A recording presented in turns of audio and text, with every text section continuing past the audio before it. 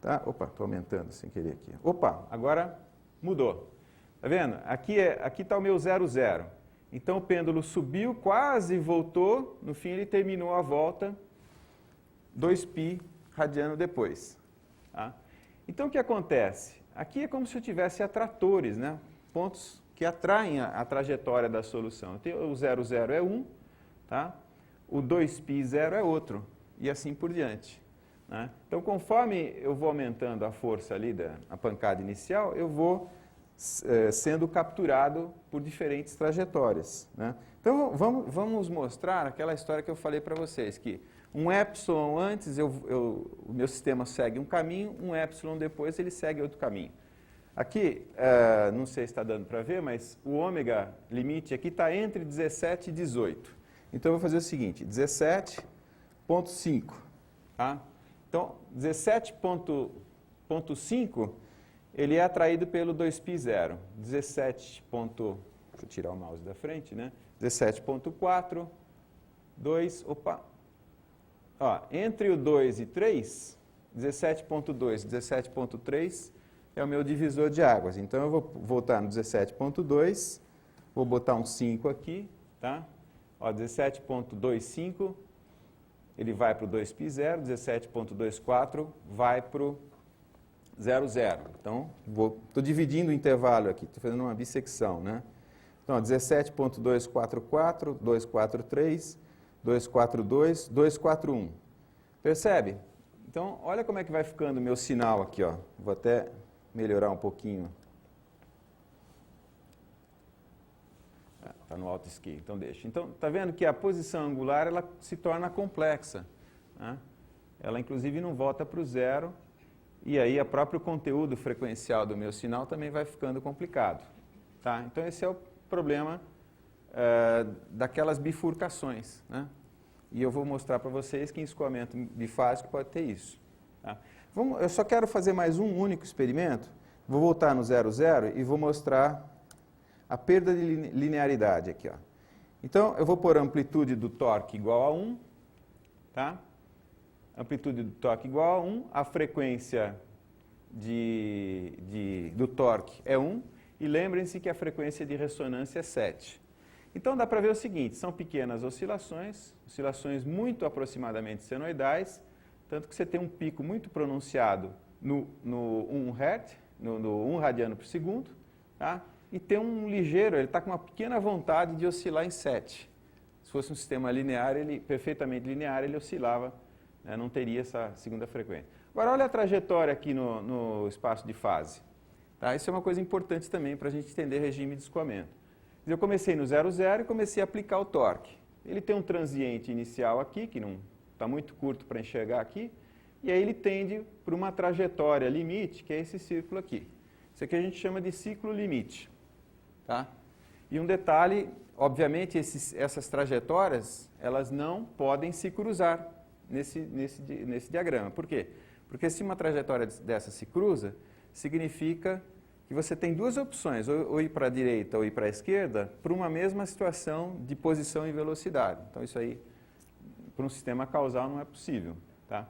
Mas o fato disso aqui se parecer com um círculo, ou ser um círculo, né, que depende um pouco da escala, aqui pode parecer uma elipse, significa que se fosse um círculo perfeito, isso aqui era uma senoide perfeita. Tá? Vamos aumentar agora a frequência. Vamos aumentar. Quero mostrar duas coisas para vocês.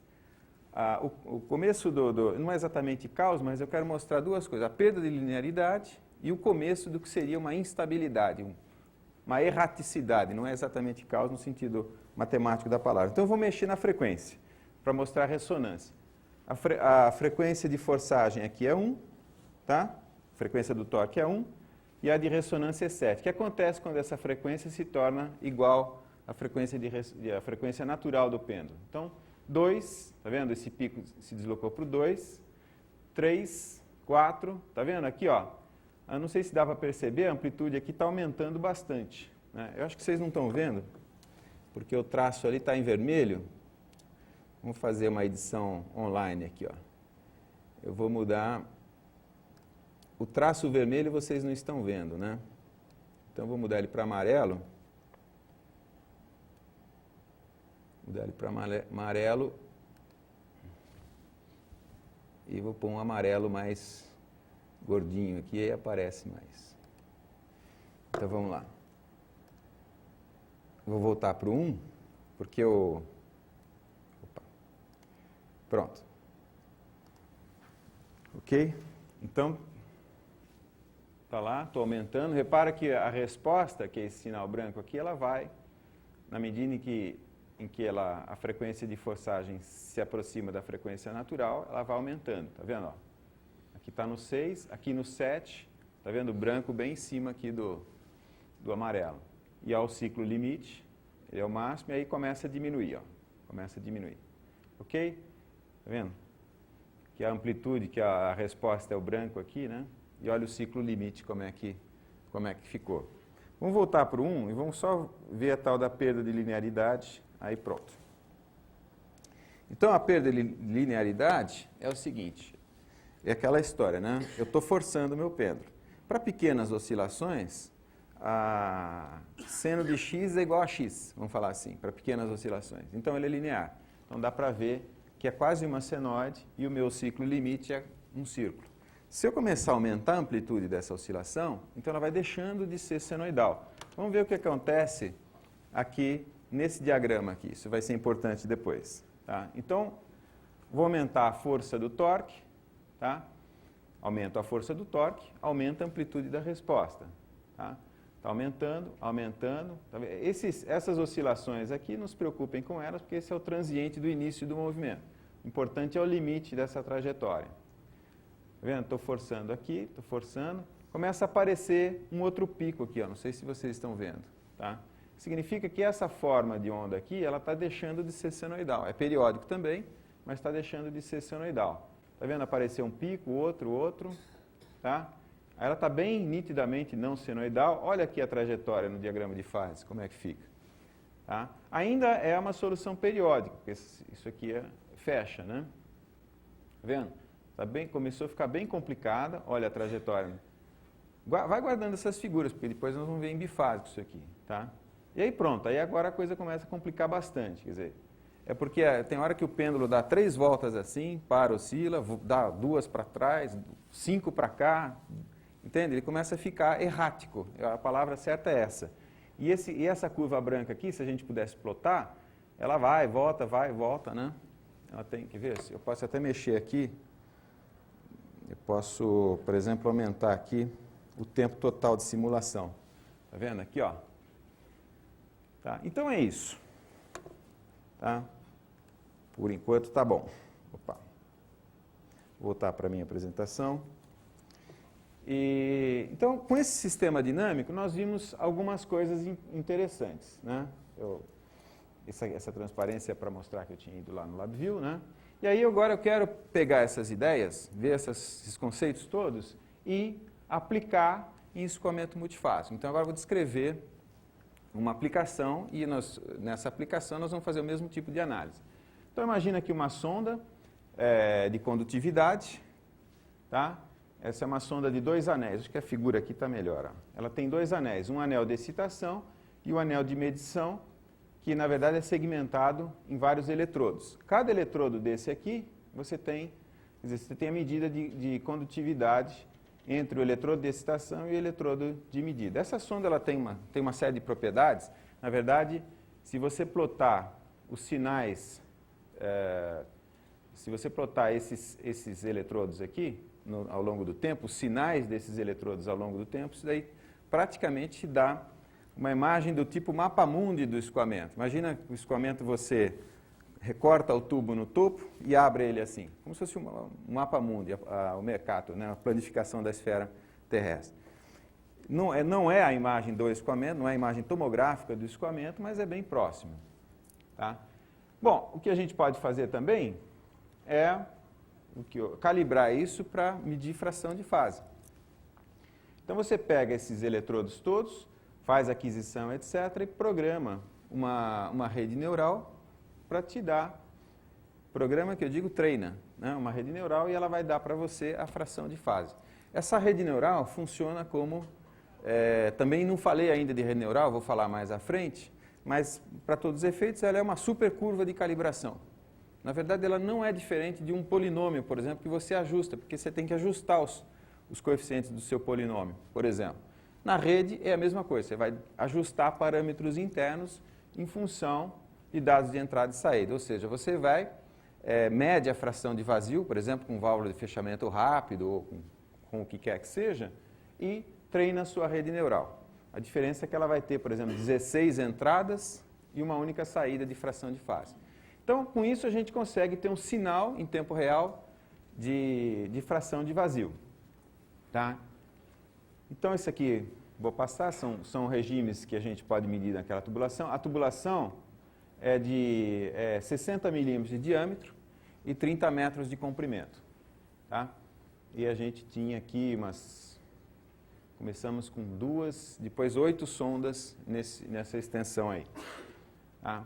Então, tá lá. Eu quero mostrar destacar dois pontos no mapa de regime de escoamento. Primeiro, eu quero mostrar um sinal de fração de vazio no escoamento intermitente, nessa região aqui mais ou menos.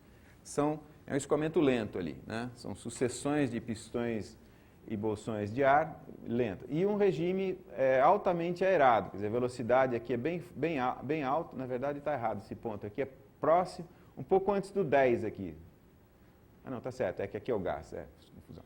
Então é aqui mesmo.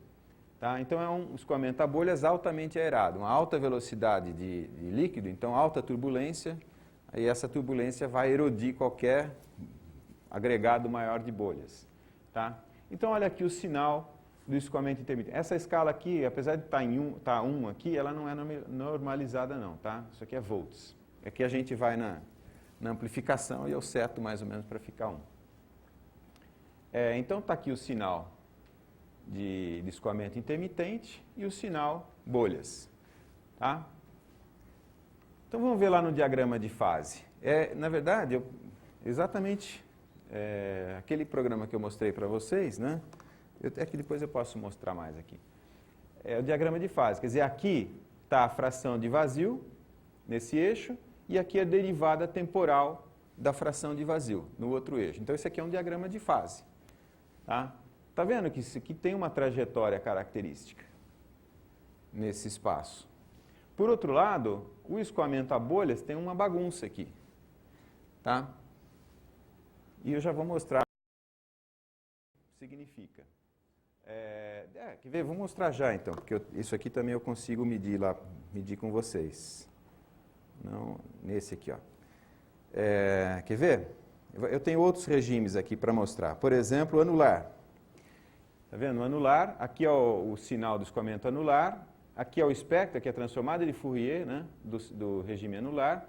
E o importante aqui nesse diagrama de fase, está vendo que ele tem dobras assim? A derivada aqui não é contínua, né? Essas dobras, elas são características de aleatoricidade. Já vou mostrar. Vou pegar outro sinal aqui que eu tenho. Estratificado ondulado. Estratificado ondulado. Está vendo as ondinhas aqui? Frequência de passagem das ondas muito características, em torno de 5 Hz. O meu diagrama de fase. E aqui tem uma coisa curiosa, eu selecionei esse sinal pelo seguinte, não sei se dá para perceber, tem uma,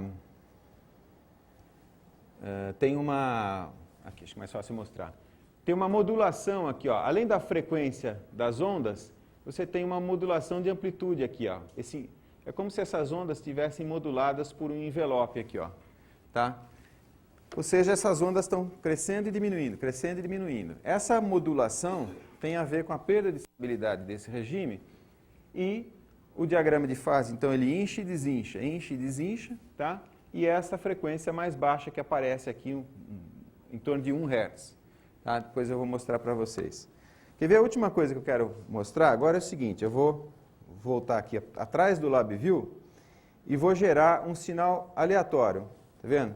Então, no lugar do eu estou editando o programa aqui, tá? No lugar do sinal, vou até apagar isso aqui para ele não querer ler.